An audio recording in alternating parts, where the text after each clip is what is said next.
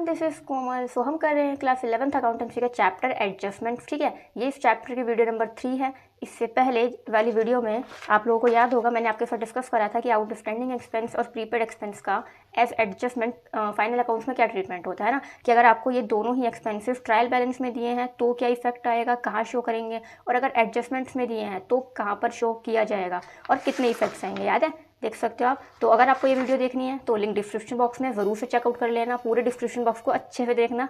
ठीक है, सो सभी प्लेलिस्ट के लिंक आपको मिल पाए। सो आज की इस वीडियो में डिस्कस करने वाले हैं कि एक्रूड इनकम और अर्नर्ड इनकम का मीनिंग क्या होता है, प्लस जब ये ट्रायल बैलेंस के अंदर दिए हुए होंगे तो कहाँ पर शो करना है फाइनल अकाउंट्स में, प्लस जब एडजस्टमेंट्स के तौर पे दिया होगा इनको तो इन्हें कहाँ पर शो करना है, इनका क्या ट्रीटमेंट होगा फाइनल अकाउंट्स में। ठीक है, सो डिटेल में समझेंगे एग्जाम्पल के साथ, जैसा कि आप नोट्स में देख सकते हो। तो वीडियो में लास्ट तक बने रहिएगा, वीडियो को स्किप मत करिएगा। ठीक है, सो स्टार्ट करते हैं अपनी आज की क्लास।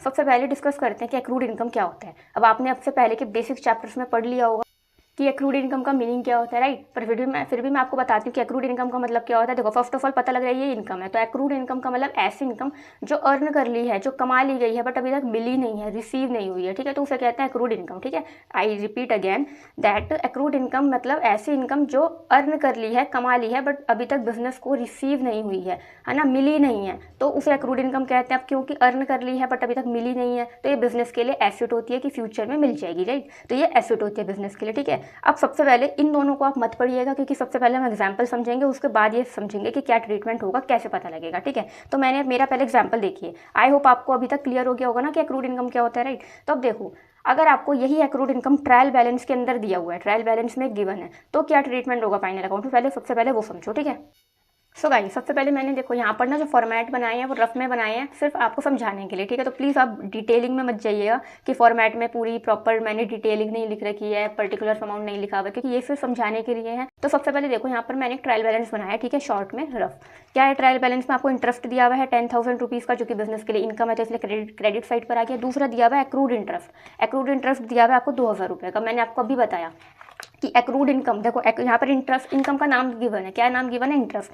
तो एक्रूड इंटरेस्ट का मतलब ऐसा इंटरेस्ट, ऐसा ब्याज जो अर्न कर लिया है बट अभी तक रिसीव नहीं हुआ है, तो वो बिजनेस के लिए मैंने क्या बताया आपको, एसेट होती है। अब एसेट का नेचर क्या होता है, डेबिट, इसलिए डेबिट साइड पे लिखी गई है। अब ये दोनों ट्रायल बैलेंस में गिवन है, यानी हम क्या टॉपिक पढ़ रहे हैं, एक्रूड इनकम। तो हमें accrued income that is accrued interest आपको ट्रायल बैलेंस के अंदर दिया हुआ है। तो कैसे शो करोगे, कहाँ शो करोगे, समझो।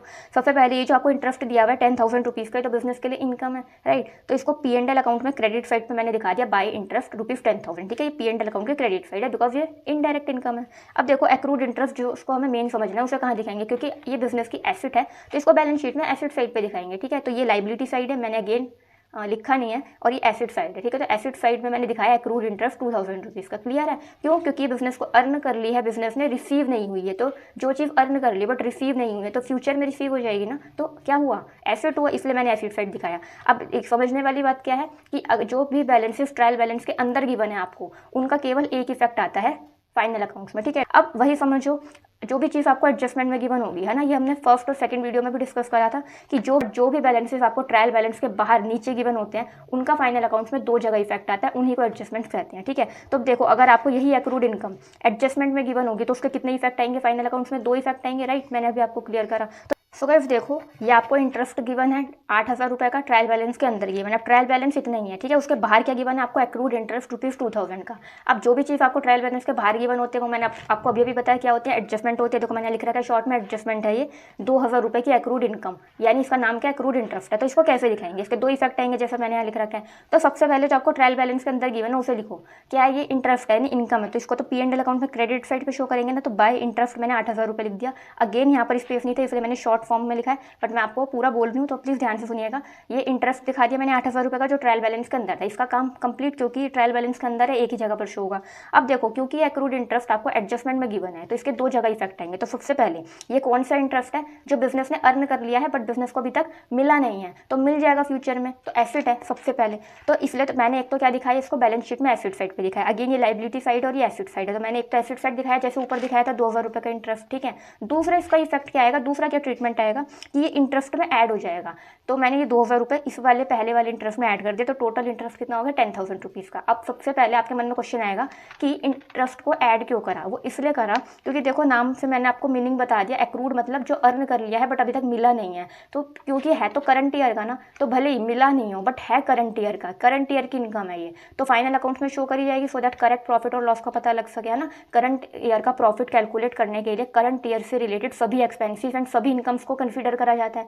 तो इसी वजह से भले ये इनकम मिली नहीं है बट इस साल की है, करंट ईयर की है ना, तो इसलिए इसको हम कंसीडर करेंगे करंट ईयर के अकाउंट्स में, तो इसलिए मैंने इसको ऐड कर दिया। तो यहाँ पर ऐड हो गया, टोटल कितना बना 10,000, ठीक है। दूसरा इफेक्ट क्या है, बैलेंस शीट में एसेट साइड पे दिखाया जैसे ऊपर दिखाया था। अब अगर आप समझ पा रहे हो तो देखो पहले जब आपको ट्रायल बैलेंस के अंदर गिवन था तब भी आपका इंटरेस्ट कितना था, टोटल 10,000 का, ठीक है। अब भले ही आपको जब एडजस्टमेंट में गिवन है तो इंटरेस्ट 8,000 का था बट ये 2,000 रुपये का एक्रूड इंटरेस्ट ऐड हो गया, तो टोटल तो 10,000 का बन गया ना। तो फाइनल कितना आया इंटरेस्ट P&L अकाउंट में 10,000 का, यहाँ पे भी 10,000 का। यहाँ पर क्या था कि आपको ऑलरेडी ट्रायल बैलेंस के अंदर गिवन था तो अकाउंटिंग प्रोसीजर में इंक्लूड हुआ था, इसलिए यहाँ पर ऐड नहीं करा, केवल एक इफेक्ट आया इस साइड। इस एडजस्टमेंट का मतलब क्या यहाँ पे कि अकाउंटिंग प्रोसीजर में इंक्लूड नहीं हुआ था, इसलिए इसके 2 इफेक्ट आए, तो इसलिए एक इफेक्ट क्या है प्लस करा और दूसरा इफेक्ट क्या है बैलेंस शीट में एसेट साइड पे दिखा है। अल्टीमेट आंसर तो आपका सेम आया ना, इफेक्ट तो सेम आ रहा है ना, क्लियर है। क्या इफेक्ट हुआ इसका, अब देखो। सो गाइस देखो अब इसको रीड कर लो कि एक्रूड इनकम, जो भी आपको इनकम गिवन है, एक्रूड इंटरेस्ट हो, है ना, एक्रूड रेंट हो, कुछ भी हो, तो उसको देखो क्या होगा, add to the confirm income on credit side of P&L account, यानी P&L अकाउंट में क्रेडिट साइड पे जो भी आपको कंफर्न इनकम दे रखी है उसमें ऐड हो जाएगा। मतलब सपोज यहाँ पर क्या दे रखा था आपको, इंटरेस्ट दे रखा था, है ना, तो इंटरेस्ट को क्या करा, एक्रूड इंटरेस्ट को इंटरेस्ट में ऐड करते हैं। इसी तरह जो भी आपको इनकम दे रखी होगी उस कंफर्ड इनकम में आप एक्रूड इनकम को ऐड कर दोगे, ठीक है। तो यही इसका पहला इफेक्ट है कि P&L अकाउंट में क्रेडिट साइड पे, क्योंकि क्रेडिट साइड पे सभी इनकम शो करी जाती है, राइट। तो जो भी कंफर्ड इनकम है, जो भी आपको इनकम का नाम दे रखा है उसमें आप ऐड कर दोगे। दूसरा इफेक्ट क्या आएगा कि इसको बैलेंस शीट में एसेट साइड पे शो करना है, क्लियर है। सो आई होप आपको एक्रूड इनकम का मीनिंग क्लियर हो गया होगा। प्लस जब इसको ट्रायल बैलेंस के अंदर दिखाना होता है तब क्या इफेक्ट दिखाया होता है, तब क्या फाइनल अकाउंट्स में इफेक्ट आता है, और जब एडजस्टमेंट में दिया होता है तब क्या इफेक्ट होता है। क्लियर हो गया होगा आपको, है ना। क्लियर हो गया होगा तो प्लीज़ एक लाइक कर देना वीडियो को, एंड वीडियो में लास्ट तक बने रहिए सो दैट अर्नड इनकम का कॉन्सेप्ट भी आपको अच्छे से क्लियर हो जाए, एंड सब्सक्राइब कर लेना, ठीक है। सो गाइस हमारा नेक्स्ट टॉपिक है अनअर्न्ड इनकम। अब सबसे पहले अनअर्न्ड इनकम का मीनिंग आपको क्लियर ही होगा। सबसे पहले वीडियो को पॉज करके लिखो कि अनअर्न्ड इनकम का क्या मीनिंग होता है कमेंट्स में, ठीक है। सो अब मैं आपको बता देती हूँ अनअर्न्ड इनकम का क्या मतलब होता है। देखो इसके नाम से क्लियर है, अनअर्न्ड यानी ऐसी इनकम जो कमाई गई नहीं है। मतलब अनअर्न्ड इनकम का दूसरा नाम होता है इनकम रिसीव्ड इन एडवांस, यानी ऐसी इनकम है, यानी इनकम रिसीव्ड इन एडवांस ऐसी इनकम जो करंट ईयर से बिलोंग नहीं करती, फ्यूचर ईयर की इनकम है बट करंट ईयर में एडवांस में रिसीव हो गई है, ठीक है। तो उसे क्या कहते हैं, अनअर्न्ड इनकम, यानी करंट ईयर की इनकम नहीं है, फ्यूचर की इनकम है बट रिसीव एडवांस में हो गई है, तो इसलिए इसका नाम होता है इनकम रिसीव्ड इन एडवांस। और दूसरा नाम क्या है, अनअर्न्ड इनकम, यानी ऐसी इनकम जो अभी कमाई नहीं है ना, जिसके टुवर्ड्स अभी काम नहीं करा है। सो अब देखो सबसे पहले ये अनअर्न्ड इनकम क्या होता है, बिजनेस के लिए लाइबिलिटी होती है। क्यों? क्योंकि करंट ईयर की इनकम जब है ही नहीं, इसके लिए काम ही नहीं करा है अभी इसके टुवर्ड्स, तो एडवांस में रिसीव हो गई, तो एक लाइबिलिटी है बिजनेस के लिए, ठीक है। अब देखो इसका ये ट्रीटमेंट है, क्या इफेक्ट्स आएंगे इसको बाद में रीड करेंगे, अभी ऊपर वाले की तरह। सबसे पहले एग्जाम्पल देखते हैं कि अगर आपको अनअर्न्ड इनकम ट्रायल बैलेंस के अंदर गिवन है तो कितने इफेक्ट आएंगे, फाइनल अकाउंट्स में केवल एक इफेक्ट आएगा, है ना। मैंने आपको बता दिया। सपोज देखो ये यहाँ पे मैंने ट्रायल बैलेंस बनाया छोटा सा, आपको कमीशन गिवन है 15,000 रुपये की, जो कि बिजनेस के लिए इनकम है, तो इसलिए क्रेडिट साइड पे लिखा है। दूसरा अनअर्न्ड इनकम है, मैंने यहाँ पे शॉर्ट में लिखा है अनअर्न्ड कमीशन, कितनी है 5,000 रुपये, यानी कमीशन टोटल कितनी है आपकी 15,000 रुपये की है, उसमें से अनअर्न्ड कमीशन यानी ऐसी कमीशन जो एडवांस में रिसीव हो गई है बिजनेस को, कितने रुपीज़ की है 5,000 रुपये की, ठीक है। अब आपको ये क्या है, ट्रायल बैलेंस के अंदर गिवन है, तो देखो इसका एक इफेक्ट कहाँ पर आएगा और क्या आएगा समझते हैं। सबसे पहले तो मैंने क्या करा, P&L अकाउंट बनाया। क्यों बनाया? क्योंकि देखो कमीशन क्या होता है, बिजनेस की इनकम है ना, इनडायरेक्ट इनकम है, तो P&L अकाउंट में शो होगी ना। तो देखो P&L अकाउंट में क्रेडिट साइड पर मैंने लिख दिया बाय कमीशन ₹15,000, ये वाला, ठीक है। मैंने शॉर्ट में लिखा है पर प्लीज़ आप समझिएगा, यहाँ पे मैंने लिख दिया।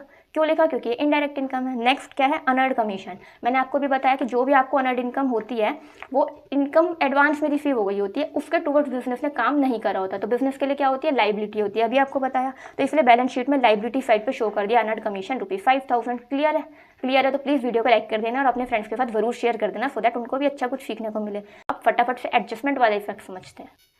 सो गाइस अगर आपको एडजस्टमेंट में गिवन है अनअर्न्ड इनकम तो उसके टू इफेक्ट्स आएंगे, है ना, 2 इफेक्ट आएंगे फाइनल अकाउंट्स में। आप समझते हैं। तो देखो ये ट्रायल बैलेंस गिवन है, कमीशन गिवन है 20,000 रुपये की, ठीक है। ट्रायल बैलेंस इतना ही है। और ट्रायल बैलेंस के बाहर क्या गिवन है आपको एडजस्टमेंट में, अनअर्न्ड कमीशन ₹5,000, ठीक है। तो ये आपको एडजस्टमेंट गिवन है, तो सबसे पहले क्या करोगे, जो आपको ट्रायल बैलेंस के अंदर गिवन है उसको पोस्ट करोगे ना फाइनल अकाउंट्स में, तो ये तो इनकम है, तो P&L अकाउंट में क्रेडिट साइड पे दिखा दिया bye commission ₹20,000, bye commission ₹20,000 credit side पे दिखाया बिकॉज इनडायरेक्ट इनकम है। अब देखो अनर्ड कमीशन, यानी आपको इनकम का नाम दे दिया कमीशन, तो अनर्ड इनकम या अनर्ड कमीशन ₹5,000 की है। अब मैंने आपको बताया कि इस साल की इनकम नहीं है, करंट ईयर की इनकम ये नहीं है, फ्यूचर की इनकम है, एडवांस में रिसीव हो गई है। तो मैंने अभी आपको ऊपर वाले टॉपिक में भी बताया कि करंट ईयर का प्रॉफिट कैलकुलेट करने के लिए, करंट ईयर का सही प्रॉफिट या लॉस जो भी है कैलकुलेट करने के लिए करंट ईयर के ही एक्सपेंसेस हो और करंट ईयर की ही इनकम्स को कंसीडर करा जाते हैं ना। पीछे साल की इनकम या आगे आने वाले साल की इनकम्स को कंसीडर नहीं करा जाता, केवल जिस साल का प्रॉफिट निकाल रहा है ना बिजनेस, उसी साल के खर्चे और उसी साल की इनकम्स लेगा, है ना। तो देखो जब ये इनकम इस साल की है ही नहीं, करंट ईयर की है ही नहीं, तो क्या कंसीडर होगी इस साल के अकाउंट्स में? नहीं होगी। तो इसलिए क्या कर दिया, माइनस कर दिया। तो देखो अनर्ड कमीशन मैंने अगेन शॉर्ट में लिख रखा है बिकॉज स्पेस नहीं थी, तो अनर्ड कमीशन को माइनस कर दिया है। तो ₹5,000 माइनस करें, माइनस करने के लिए यहाँ पे ब्रैकेट्स का यूज़ करना। तो 20,000 में से जब 5,000 माइनस होंगे तो कितना बचेगा, 15,000 बचेगा, उसको मैंने यहाँ लिख दिया। इसका मतलब क्या हुआ, साल की कमीशन टोटल कितनी रिसीव हुई है, ₹20,000 रिसीव हुई है, बट ₹5,000 की कमीशन ऐसी है जो फ्यूचर की है, इस साल की नहीं है, तो माइनस कर दी। तो इस साल की कमीशन से हुई हुई इनकम कितनी है, 15,000, तो उसी को कंसीडर करेंगे इस साल के अकाउंट में, ठीक है। तो इसलिए 5,000 को माइनस कर दिया, क्लियर है। एक इफेक्ट तो ये हो गया। दूसरा इफेक्ट क्या है, सेम ऊपर वाले की तरह कि ये लाइबिलिटी है तो बैलेंस शीट में लाइबिलिटी साइड पे दिखा दिया, ठीक है। ये लाइबिलिटी साइड होती है और ये एसेट साइड होती है, तो मैंने लाइबिलिटी साइड पे शो कर दिया अनअर्न्ड कमीशन ₹5,000, क्लियर है। सो इसके क्या 2 इफेक्ट्स है ये। अब आप इसको रीड करते हैं एक बार। सो गाइस देखो मैं यहाँ पे क्या लिख रहा है, deduct from concerned income on credit side of P&L account, यानी वही चीज़ है कि P&L अकाउंट में क्रेडिट साइड पे जो भी कंसर्न्ड इनकम दे रखी है उसमें से माइनस कर देंगे अनर्ड इनकम को। वही तो चीज़ मैंने यहाँ पर करी, यानी यहाँ पर क्या था, अनर्ड कमीशन था तो कमीशन में से माइनस हुआ, है ना। कुछ भी और इनकम का नाम होगा, अनर्ड रेंट होगा, सपोज रेंट एडवांस में रिसीव हो रखा है बिजनेस को, तो रेंट में से अनर्ड रेंट माइनस कर देंगे। तो क्रेडिट साइड पे P&L अकाउंट के क्रेडिट साइड पे जो भी रिलेटेड या कंसर्न्ड इनकम होगी उसमें से माइनस कर देते हैं अनर्ड इनकम को, क्लियर है, क्योंकि इस साल से बिलोंग नहीं करती है। दूसरा क्या होता है, बैलेंस शीट में लाइबिलिटी साइड पे शो करी जाती है, ठीक है, जैसे मैंने यहाँ पर शो करा। क्यों, क्योंकि बिजनेस के लिए लाइबिलिटी होती है, एडवांस में रिसीव हो गई, इस साल की नहीं है, करंट ईयर की नहीं है, इसलिए माइनस होती है, और बिजनेस को एडवांस में रिसीव हो गई इसलिए लाइबिलिटी होती है, तो बैलेंस शीट में लाइबिलिटी साइड पे शो होती है। आई होप आपको अनअर्न्ड इनकम के जब एडजस्टमेंट में गिवन होती है तो क्या 2 इफेक्ट्स आते हैं और कहाँ पर शो होता है वो क्लियर हो गया होगा, और इसका रीजन क्या है वो भी क्लियर हो गया होगा, राइट। सो गाइज अगर आपको ये दोनों टॉपिक अच्छे से क्लियर हुए ना एकदम, तो प्लीज़ चैनल को सब्सक्राइब कर लेना सबसे पहले। क्यों, क्योंकि आगे इस चैप्टर के और भी वीडियोस आएंगे, आगे की और भी एडजस्टमेंट करेंगे हम, डेप्रीसिएशन की, बैड डेट रिकवर की, और जो भी आपको मैनेजर कमीशन वगैरह अलग अलग एडजस्टमेंट्स की बना है वो सब कवर करेंगे, है ना। एंड फुल फ्लेज क्वेश्चन भी मैं आपको कराऊंगी वीडियो आगे की वीडियोज़ में, तो प्लीज़ सब्सक्राइब कर लेना एंड अपने फ्रेंड्स के साथ जरूर शेयर करना सो दैट उनको भी इस वीडियो से बेनिफिट मिल पाए। एंड पसंद आई हो वीडियो तो लाइक कर देना, ठीक है। एंड मन हो आपका तो कमेंट में भी बताइएगा कि आपको वीडियो कैसी लगी, ठीक है। Thank you guys.